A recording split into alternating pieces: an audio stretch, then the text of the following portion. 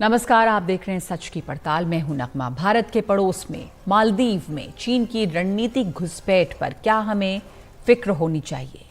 भारत के किसी कस्बे के बराबर का 5.5 लाख की आबादी वाला ये देश क्या अपनी जियोपॉलिटिकल पोजीशन का लाभ उठा रहा है? भारत से कूटनीतिक टकराव के बीच मालदीव को अब चीन से फ्री मिलिट्री सहयोग मिलेगा। बीजिंग ने मालदीव के साथ एक रक्षा समझौते पर दस्तखत किया है और इसके तहत दोनों के द्विपक्षीय रिश्तों को बेहतर करने के लिए चीन मालदीव को मुफ्त सैन्य सहयोग देगा। चीनी डेलीगेशन का दौरा उस वक्त में हुआ जब भारत ने यह पुष्टि कर दी कि भारत की टेक्निकल एक्सपर्ट्स की सिविलियन टीम सैनिकों की जगह लेने मालदीव पहुंच गई है। तो पहले देखते हैं कि मालदीव और भारत के बीच में बीते दिनों में हुआ क्या है। चीन और मालदीव ने अब एक रक्षा समझौते पर दस्तखत किए हैं और इसके तहत चीन मालदीव को मुफ्त सैन्य सहायता मुहैया कराएगा ताकि दोनों देशों में द्विपक्षीय जो बाइलैटरल रिश्ते हैं वो और मजबूत हों। और इसके पहले मालदीव ने एक हाईटेक चीनी रिसर्च जहाज को अपने यहाँ पर आने की इजाज़त दी थी। सबको ये अंदेशा था कि इस जहाज़ का मकसद जासूसी करना है, इकट्ठा करना है जानकारी। और इसके भी पहले मालदीव ने वहाँ पर मौजूद कुछ भारतीय सैनिकों को देश छोड़ने का आदेश दिया था। 10 मार्च को ये डेडलाइन है जब भारतीय सैनिकों के पहले जत्थे को वहाँ से निकलना है और 10 मई तक भारत अपने सभी सैनिकों को वहाँ से बुला लेगा। हालांकि मालदीव और चीन के इस समझौते में हैरान करने वाला कुछ नहीं है जो अब मालदीव और चीन के बीच में मिलिट्री समझौता हुआ है, क्योंकि बीते साल जब से नए राष्ट्रपति आए हैं मोहम्मद मोइजू, तो उनका चीन की तरफ झुकाव बहुत साफ रहा है और उनके भारत विरोधी रुझान भी साफ दिख रहे हैं। हालांकि वहां पर विपक्ष का एक बड़ा हिस्सा है जो भारत के साथ है। प्रधानमंत्री मोदी हाल ही के दिनों में कुछ पहले जनवरी में लक्षद्वीप यात्रा पर थे और वहां पे उन्होंने लक्षद्वीप के बारे में ट्वीट किया टूरिज्म को लेकर, जिस पर मालदीव की तरफ से तीखी प्रतिक्रिया आई। वहां के 3 मंत्रियों की अशालीन प्रतिक्रियाओं की वजह से वैसे बाद में उन्हें जाना पड़ा। यही नहीं, वहां के सदन में भारत विरोध और समर्थन के नाम पर हिंसा और हंगामा देखने को मिले। और इन सबके बीच में भारत और मालदीव के कूटनीतिक रिश्ते तनावपूर्ण बने रहे। मगर ये सिर्फ भारत और मालदीव के संबंध तक सीमित नहीं है, ये भारत और चीन के समीकरण हैं। हिंद महासागर के इस हिस्से पर भारतीय नौसेना का वर्चस्व है, लेकिन चीन इसे चुनौती देने की कोशिश में एक घेराबंदी कर रहा है। मालदीव के साथ भारत के हमेशा अच्छे संबंध रहे और पड़ोसी होने के नाते, बड़ा देश होने के नाते हमेशा भारत ने मालदीव की हर समय पर मदद की है। लेकिन अब यहाँ पर ये भारत और चीन के समीकरण में मालदीव कहाँ पे जा रहा है और क्या मालदीव चीन के करीब होता जा रहा है, इन चीज़ों पर हम बातचीत करेंगे और भारत के लिए ये क्या चिंता की वजह बन सकता है। हमारे साथ मौजूद हैं कूटनीति विशेषज्ञ ब्रह्मचलानी। जब ब्रह्मचलानी, अभी जो रीसेंट डेवलपमेंट्स हैं, एक तो भारतीय सेना के जो कुछ लोग वहाँ थे वो वापस आ रहे हैं और इसी समय एक चीनी डेलीगेशन आता है और चीन और मालदीव के बीच में डिफेंस कोऑपरेशन के लिए जो एक दस्तखत हुए हैं, वो भारत के लिए क्या कोई चिंता की बात है? ये तो दिख रहा है साफ कि ये जो गवर्नमेंट है वो बहुत प्रो चाइना है और चीन बीच में दखल अंदाजी भी कर रहा था, इंटरफेयर भी कर रहा था जब भारत और मालदीव के बीच में डिप्लोमैटिक टकराव बने हुए थे। और अब ये यहाँ पे साफ तौर पर चीन मालदीव के अंदर है।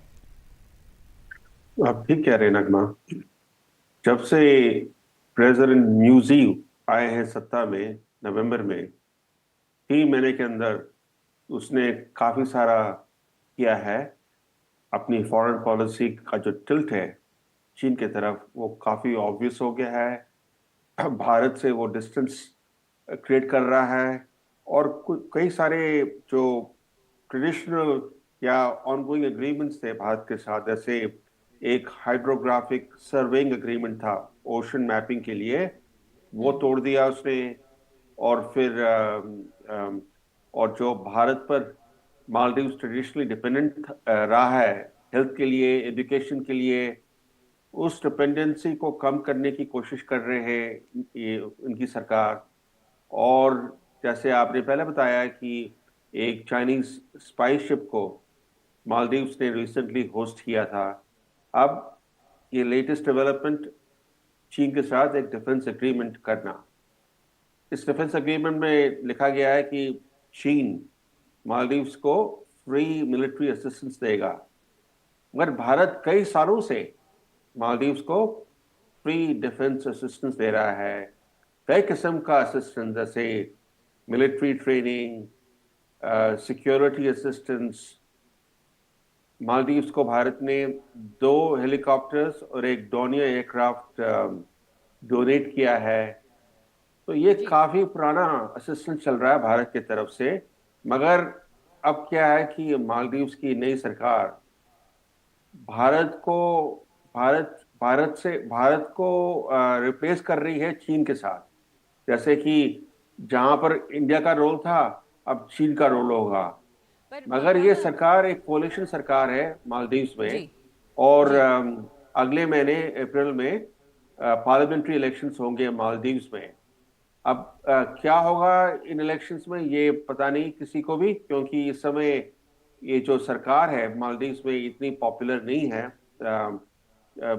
और क्योंकि काफी अनस्टेबल सरकार है, क्योंकि कोलिशन सरकार है। और इस सरकार का जो future direction parliamentary elections decide करेंगे। जी इस सरकार का जो फ्यूचर है वो पार्लियामेंट्री इलेक्शंस डिसाइड करेंगे, लेकिन अभी जो आपने कहा कि वहां पर कोशिश ये है इस सरकार की कि चीन से वो भारत को रिप्लेस करे। भारत लगातार मदद देता रहा है, डिफेंस सहयोग भी रहा।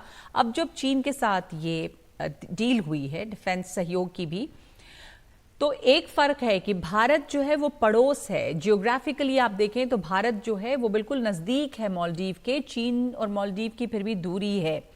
क्या भारत को रिप्लेस कर सकता है इस मायने में चीन?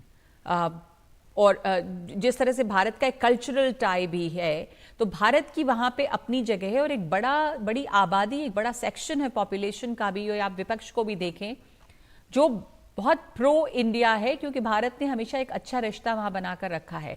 तो इस समय क्या रिप्लेस कर सकता है चीन, वो जगह ले सकता है जो भारत की जगह है? और क्या भारत के लिए कोई चिंता है यहाँ पे? ये बहुत ही अच्छा क्वेश्चन है। 2 चीजें इसमें। एक तो मालदीव्स बहुत ही डिजास्टर प्रोन देश है, क्योंकि ये फ्लैट देश है और यहाँ पर नेचुरल डिजास्टर्स होते रहते हैं। जब नेक्स्ट नेचुरल डिजास्टर होगा तो मालदीव्स कहाँ देखेगा?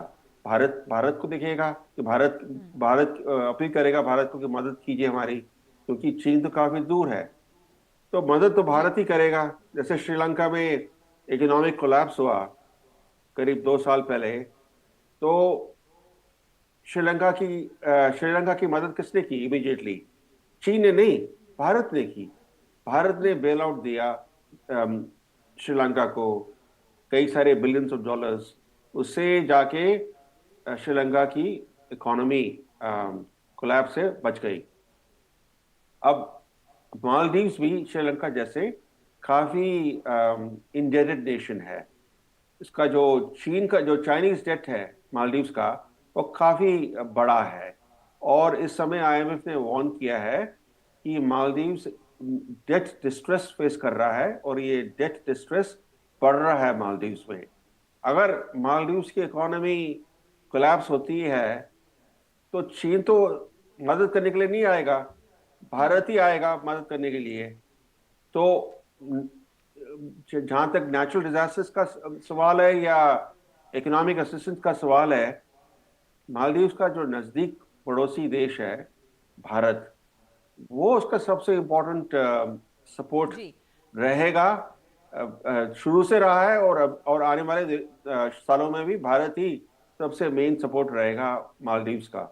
जी लेकिन इस समय जिस तरह से प्रो चाइना टिल्ट वहां पर दिखाई दे रहा है, तो ये भारत की, अगर हम ये जो उठापटक एक तरह से चल रही है, वो क्या दरअसल भारत मालदीव नहीं बल्कि भारत चीन का भी टकराव है इस पूरे इलाके में एक वर्चस्व के लिए? वो तो बात ठीक है, क्योंकि चीन कोशिश कर रहा है कि उसका जो स्ट्रेटेजिक फुटप्रिंट है इंडियन ओशन रीजन में वो बढ़ जाए। वो चाहता है कि इंडियन ओशन में उसका कोई नेवल बेस बने। इस समय जो चीन की जो मेन वीकनेस है इंडियन ओशन में वो ये है कि उसके पास कोई नेवल बेस नहीं है इंडियन ओशन रीजन में। एक नेवल बेस तो बनाया है हॉर्न ऑफ अफ्रीका में, जिबूटी में, मगर वो एक एक कोने पर है इंडियन ओशन रीजन के। इंडियन ओशन के बीच में अगर चीन एक नेवल बेस बनाता है जैसे कोई मालदीव्स के आइलैंड पर, तो उससे भारत के लिए बहुत ही खतरा पैदा हो जाएगा। और उस वजह अब रिसेंटली इसी महीने में भारत की नेवी ने एक नया बेस खोला है मिनिकॉय आइलैंड में। मिनिकॉय एक लक्षद्वीप का आइलैंड है। वो सबसे सदर्न मोस्ट आइलैंड है लक्षद्वीप का। मालदीव से काफी क्लोज है वो मिनिकॉय। वहां पर बेस बनाया है डिलिबरेटली, क्योंकि जिस तरह के डेवलपमेंट्स हो रहे हैं इंडियन ओशन रीजन में, जिस तरह से मालदीव्स का अप्रोच चाइना टिल्ट दिखाई दे रहा है, तो भारत स्ट्रेटेजिकली अपने आप को प्लेस कर रहा है मिनिकॉय में और कोशिश कर रहा है कि मालदीव्स के साथ रिश्ते खराब ना हो, क्योंकि लॉन्ग टर्म व्यू बहुत ही इंपॉर्टेंट है भारत के लिए। ये जो सरकार है मालदीव्स में इस समय, ये सरकार अभी है, अगर अगले महीने नहीं होती है या अगले साल नहीं होती है, मगर मालदीव्स और भारत के रिश्ते हमेशा के लिए इंपॉर्टेंट रहेंगे दोनों देशों के लिए।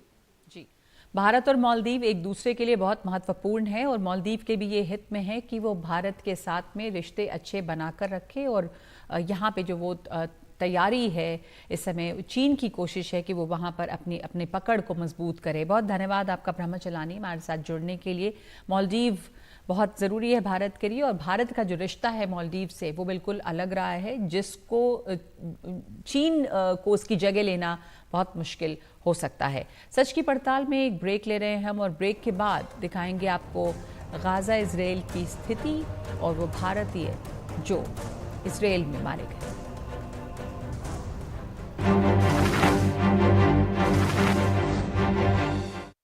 और अब इजराइल और हमास युद्ध की खबर, जिसमें अब एक भारतीय की मौत हुई है जबकि 2 भारतीय घायल हुए हैं। मारे जाने वाले शख्स की पहचान पातनेबिन मैक्सवेल के तौर पर हुई है, जो केरल के कोलम के रहने वाले थे।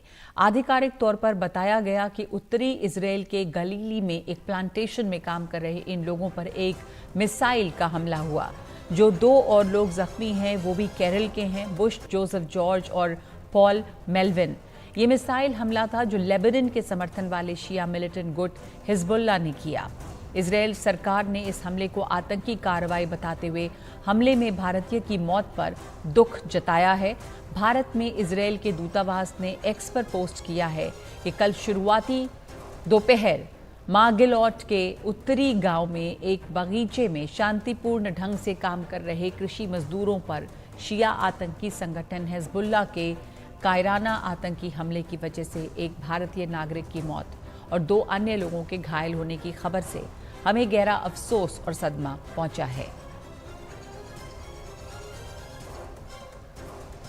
तो अमेरिका इजराइल का सबसे बड़ा सहयोगी रहा है और गाजा के युद्ध में अब तक अमेरिका ने इजराइल का साथ दिया। कुछ ही दिन पहले राष्ट्रपति जो बाइडेन ने ये उम्मीद भी जताई थी कि चंद ही दिनों में यानी कि बीते सोमवार तक सीज फायर की डील हो जाएगी, लेकिन सीज फायर नहीं हुआ। इजराइल के हमले जारी हैं। यहां तक कि अब अमेरिकी उपराष्ट्रपति कमला हैरिस ने इस बारे में कहा है कि गाजा में लोग भूखे मर रहे हैं, स्टारवेशन की बात उन्होंने कही है और इजराइल से अपील की है कि वो गाजा में और ज्यादा एड पहुंचने दे। अगले 6 हफ्तों के लिए फॉरेन सीज फायर की जरूरत है, ये कह रही हैं अमेरिका की वाइस प्रेसिडेंट कमला हैरिस। इस बीच सीज फायर की डील के लिए इजिप्ट में चल रही बातचीत में इजराइल शामिल नहीं हुआ। इजराइल का कहना है कि हमास बंधकों की लिस्ट नहीं दे रहा, इसलिए वो बातचीत नहीं करेगा। इधर हमास का कहना है कि इजराइल की बमबारी नहीं रुक रही है, इसलिए वो बंधकों की लिस्ट नहीं देगा। ऐसे में सीज फायर की डील अभी बहुत दूर लगती है। और इस दौरान यूएन की टीम जो हमास के हमले के दौरान यौन शोषण और बलात्कार के आरोपों की जांच करने के लिए गई, जिसमें प्रमीला पैटन गई जो यूएन स्पेशल ऑनवॉय हैं सेक्सुअल वायलेंस इन कॉन्फ्लिक्ट पर, उनकी रिपोर्ट के मुताबिक इस बात के विश्वसनीय सबूत मिले हैं कि हमास के हमले के दौरान गाजा में बंधकों के साथ रेप और गैंग रेप हुए और अब भी यौन उत्पीड़न जारी है।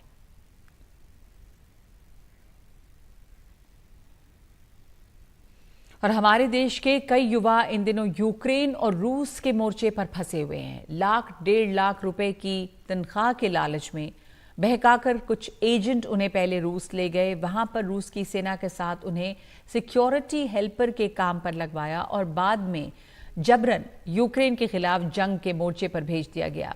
ये युवक अब सोशल मीडिया पर भारत सरकार से मांग कर रहे हैं कि उन्हें रूस से सुरक्षित निकाला जाए। ऐसा ही एक और वीडियो रूस यूक्रेन बॉर्डर से सामने आया है, जिसमें एक युवा भारत सरकार से अपील कर रहा है।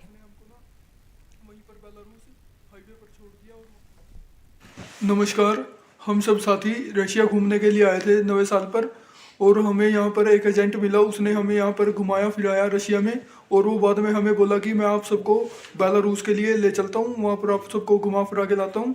और वो हमें बेलारूस लेकर चला गया। हमें इस बात का नहीं पता था वहाँ पर वीज़े की ज़रूरत होती है, वो हमें ऐसे ही लेके चला गया। और वहाँ जाकर हमसे वो पैसे मांगने लगा, मतलब जो उसने पहले पैसे मांगे थे हमने वो दे दिए, उसके बाद और पैसे मांगने लगा। हमारे पास और पैसे नहीं थे। उसने हमको ना वहीं पर बेलारूस हाईवे पर छोड़ दिया और वहाँ फिर हमको पुलिस ने पकड़ लिया। पुलिस ने पकड़कर रशिया आर्मी को दे दिया हमें। रशिया आर्मी ने हमें पता नहीं कहाँ पर रखा, 3 से 4 दिन रखा। और हमारे आगे एक हमारी भाषा वाला बंदा आया, मतलब उससे फ़ोन पर बात करवाई और हमारे आगे शर्त रखी, या तो आप सबको 10 साल की जेल होगी या फिर हमारे साथ एक कॉन्ट्रैक्ट साइन कर लो जिसमें आपको कुछ नहीं करना है। आपको मतलब हेल्पर की जॉब मिलेगी, खाना वगैरह बनाने में, या ड्राइवर वगैरह की कोई ऐसी जॉब मिलेगी, आप हमारे साथ कॉन्ट्रैक्ट साइन कर लो। तो हमने वो कॉन्ट्रैक्ट कर लिया। वो उनकी भाषा में था, हमें नहीं पता था उसमें क्या क्या लिखा है। और उसके बाद उन्होंने हमें ट्रेनिंग सेंटर पर डाल दिया। वहाँ हमें जाके पता चला भी हमारे साथ धोखा हुआ है, उन्होंने हमें आर्मी में भर्ती कर लिया है। वहाँ पर हमारे साथ ट्रेनिंग दी गई। ट्रेनिंग देने के बाद हमें यहाँ पर यूक्रेन छोड़ दिया गया। यूक्रेन हमारे साथ, हमारे जो साथी थे उनको ना फ्रंट लाइन पर डाल दिया गया है। हमारे साथ और भी साथी थे और हम 7 बंदे हैं जो कि 1 या 2 दिन के अंदर हमें भी कह रहे हैं कि आपको फ्रंट लाइन में डालेंगे और आप सबको युद्ध लड़ना पड़ेगा। हम बिल्कुल भी युद्ध के लिए नहीं तैयार हैं। हमें किसी को भी अच्छे से बंदूक भी नहीं पकड़नी आती और ये हमें फ्रंट लाइन पर डालना चाहते हैं। पंजाब से रूस घूमने गया एक और युवक वहां पर फंस गया है। युवक का नाम गुरप्रीत सिंह है और वो दिसंबर के आखिर में रूस गया। 90 दिन के वीज़ा में रूस के कानून के मुताबिक उसे सिर्फ 16 दिन रुकना था, लेकिन गुरप्रीत सिंह को इसकी जानकारी नहीं थी और वो बेलारूस घूमने चला गया। यहाँ पे पुलिस ने उसे पकड़ लिया और रूस की पुलिस के हवाले कर दिया। गुरप्रीत के परिवार का कहना है कि वहाँ पुलिस ने उसे डराया कि अगर उनकी बात नहीं मानी तो जेल जाना होगा। उसके बाद उसे रूस की सेना में शामिल किया गया और अब डर इस बात का सता रहा है कि कहीं उसे युद्ध करने यूक्रेन न भेज दिया जाए। अब गुरप्रीत के परिजन सरकार से अपील कर रहे हैं कि उसे वापस लाने में मदद करें। हरियाणा के करनाल का हर्ष भी वहीं फंसा हुआ है।